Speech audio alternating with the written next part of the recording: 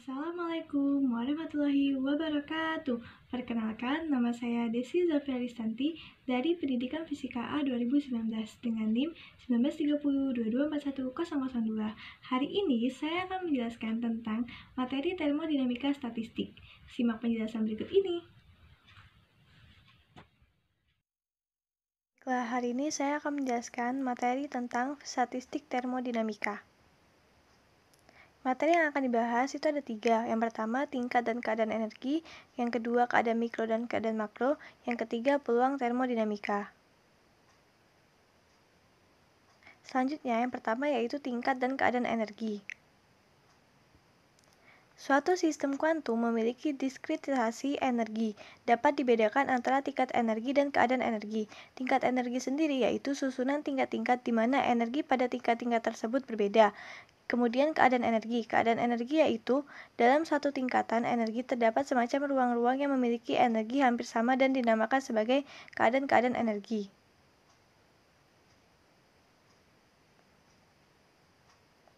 Kemudian, partikel yang berada dalam wadah berbentuk kubus.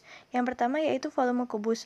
Volume kubus itu sama dengan V sama dengan L pangkat 3 atau L kuadrat sama dengan V pangkat 2/3. P kuadrat J sama dengan N kuadrat J H kuadrat per 4V pangkat 2/3.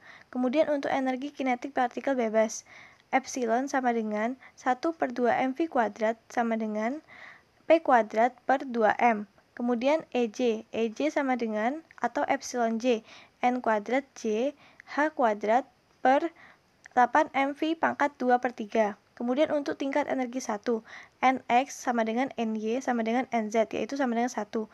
N kuadrat J sama dengan 3, maka epsilon J sama dengan 6H kuadrat per 8 mv pangkat 2/3.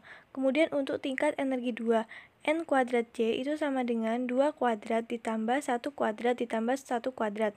EJ sama dengan 6H kuadrat per 8V pangkat 2/3. Kemudian untuk bilangan kuantum NJ, yaitu Nx, Ny, Nz itu berupa angka mulai dari 1, 2, 3, dan seterusnya.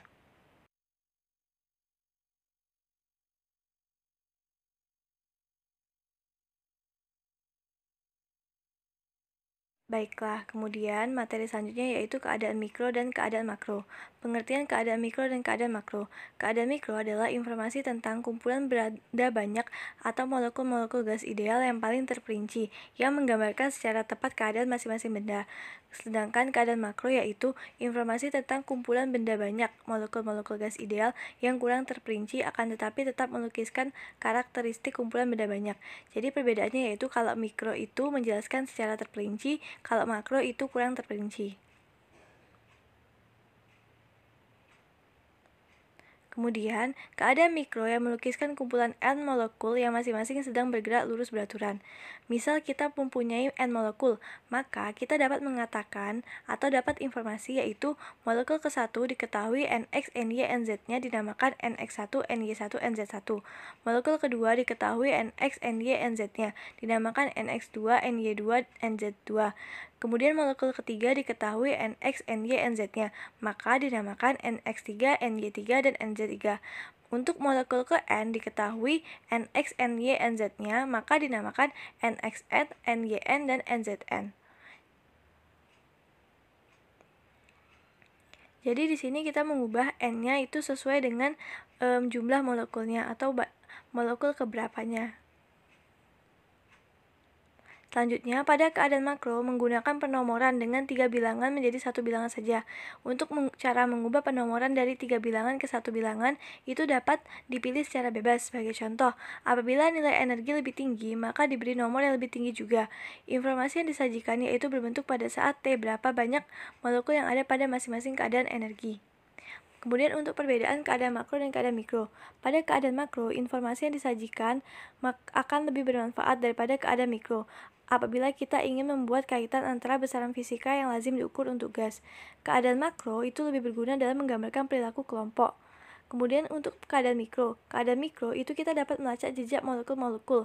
Misalnya pada T0 maka molekul ke-1 ada pada keadaan energi 0, 1, min 1. Kemudian menjadi tumbukan dengan molekul lain, sehingga keadaan energinya pada T sama dengan 6 berubah menjadi min 3, 0, dan 0, dan seterusnya.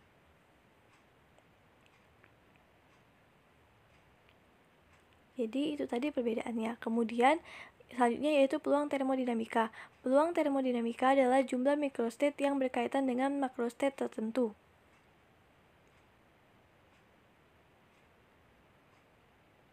Peluang termodinamika itu dibedakan menjadi dua, klasik dan semi-klasik. Klasik sendiri yaitu jika dua partikel yang memiliki energi berbeda dipertukarkan, maka kita menganggap akan mendapatkan penyusunan yang baru. Contoh partikel klasik adalah atom dan molekul gas. Untuk yang semi-klasik itu tidak dapat dibedakan. Kalau kita melihat langkah ke partikel subatomik seperti proton dan elektron, maka sifat dapat dibedakan hilang. Pertukaran dua partikel yang menempati tingkat energi berbeda tidak menghasilkan jenis penyusunan baru. Dikatakan partikel-partikel ini tidak terbedakan. Jadi ada dua peluang termodinamika. Postulat termodinamika statistik. Semua keadaan mikro yang mungkin muncul dari suatu sistem terisolasi adalah sama peluangnya. Sejumlah keadaan mikro akan membentuk satu keadaan makro. Peluang termodinamika adalah jumlah dari semua keadaan mikro WK yang mungkin bagi suatu keadaan makro K. Suatu assembly dengan banyak partikel peluang termodinamika akan bernilai besar. Omega sama dengan sigma K dari WK. Itu tadi peluang termodinamika. Kemudian secara umum jika ada n titik fase dan permutasi mungkin lebih dari satu sel, maka peluang termodinamika dari makrostate adalah W sama dengan n faktorial per n1 faktorial, n2 faktorial, n3 faktorial sama dengan n faktorial per pi n1 faktorial. Selanjutnya contoh soal peluang termodinamika.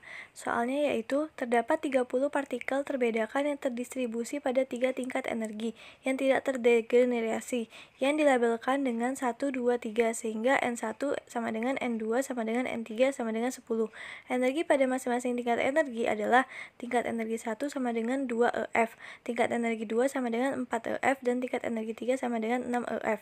Kemudian soal yang A yaitu bila terjadi perubahan bilangan okupasi pada tingkat 2, di mana dN2 sama dengan min 2, tentukan dN1 dan dN3 sehingga du sama dengan 0. Kemudian pertanyaan yang B yaitu hitunglah peluang termodinamika keadaan makro sebelum dan sesudah perubahan terjadi. Untuk yang diketahui yaitu N sama dengan 30, tingkat energi 1 sama dengan 2 EF, G3 sama dengan 1, N3 sama dengan 10. Untuk tingkat energi 2 itu sama dengan 4, tingkat energi 3 itu sama dengan 6 EF. Ditanya A dN3, dN1, yang B WK sebelum dan WK sesudah. Selanjutnya untuk jawabannya, yang pertama yaitu yang A, du sama dengan sigma epsilon j dnj sama dengan epsilon 1 dn1 ditambah epsilon 2 dn2 ditambah epsilon 3 dn3, 0 sama dengan 2 dn1 ditambah 4 kali min 2 tambah 6 dn3. Kemudian dn3 sama dengan dn1 ditambah dn2 ditambah dn3. 0 sama dengan dn1 min 2 ditambah dn3. Kemudian 2 dn1 ditambah 6 dn3 sama dengan 8. 2 dn1 ditambah 2 dn3 sama dengan 4. 4 dn3 sama dengan 4. dn3 sama dengan 1. dn1 ditambah dn3 sama dengan 2. dn1 sama dengan 2 min dn3 sama dengan 2 min 1 sama dengan 1. Jadi, dn1 sama dengan 1, dn3 sama dengan 1. Kemudian yang B, untuk yang sebelum, WK sebelum sama dengan n faktorial pj gj pangkat nj per nj faktorial sama dengan n faktorial g1 n1 pangkat n1, g2 pangkat n2, g3 pangkat n3 per n1 faktorial dikali n2 faktorial dikali n3 faktorial sama dengan 30 faktorial 1 pangkat 10, 1 pangkat 10, 1 pangkat 10 per 10 faktorial dikali 10 faktorial dikali 10 faktorial sama dengan 30 faktorial per 10 faktorial dikali 10 faktorial dikali 10 faktorial. Kemudian untuk yang WK sesudah, n faktorial pj gj pangkat n pangkat j per nj faktorial sama dengan n faktorial dikali g1 pangkat n1 dikali g2 n pangkat 2 dikali g3 pangkat n3 per N1 faktorial dikali N2 faktorial dikali N3 faktorial sama dengan 30 faktorial 1 pangkat 11 dikali 1 pangkat 8 dikali 1 pangkat 11 per 11 faktorial dikali 8 faktorial dikali 11 faktorial sama dengan 30 faktorial per 11 faktorial dikali 8 faktorial dikali 11 faktorial. Ya, itu tadi jawaban dari pertanyaan yang A dan B. Terima kasih.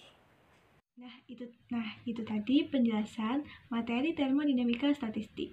Sekian penjelasan dari saya. Terima kasih. Mohon maaf apabila terdapat kesalahan kata, baik yang disengaja maupun tidak disengaja. Wassalamualaikum warahmatullahi wabarakatuh.